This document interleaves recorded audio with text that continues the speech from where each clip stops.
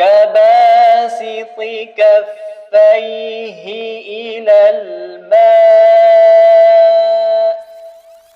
Perkataan kabasiti. Okey, kita akan pecahkan satu persatu sebutan kabasiti. Okey, kita bermula dengan huruf kaf. Huruf kaf ni sebutannya jangan berangin. Kita tak nak ada angin. Contoh kabasiti. Itu berangin. Kabasiti. Kiku. Okey, itu huruf kaf. Huruf ba jangan ditebalkan. Jangan ditebalkan huruf ba. Kebanyakan baca kabasiti. Kaba, basiti, ba. Macam kita sebut ba yang biasa, ba. Bukan kabasiti. Baik, huruf sin pun sama. Huruf sin adalah huruf yang nipis. Jadi kita nipiskan sebutan huruf sin, si. Macam kita sebut biasa juga, si. Jangan si. Kabasiti, itu dah jadi huruf sad. Kabasi, si. Bila kita menyebut huruf yang berbaris bawah, pastikan bibir bawah ni dia ke bawah lah. Bibir bawah ke bawah. Kabasi. Si. Kita boleh nampak gigi bawah ni. Kabasiti. Adapun pergerakan huruf ta ni tak perlu kita muncung dan sebagainya. Kabasiti. Siti.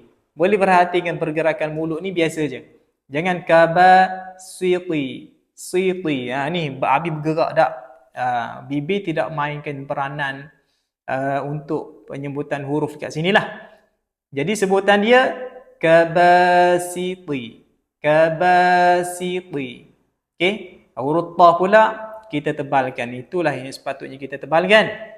Dan juga jelaskan sifat itbaq bagi huruf ta. Kabasiti. Ti. Jangan ti. Ti tu jadi nipis. Sebutan huruf ta berubah maksud. Okey, harap penjelasan saya bagi perkataan kabasiti jelas. لا يستجيبون لهم بشيء إلا كباسط كفيه إلى الماء. كباسط كفيه إلى الماء. Jadi macam biasa, boleh pakat-pakat follow, boleh pakat-pakat support saya punya konten. Harap bermanfaat. Barakallahu fikum.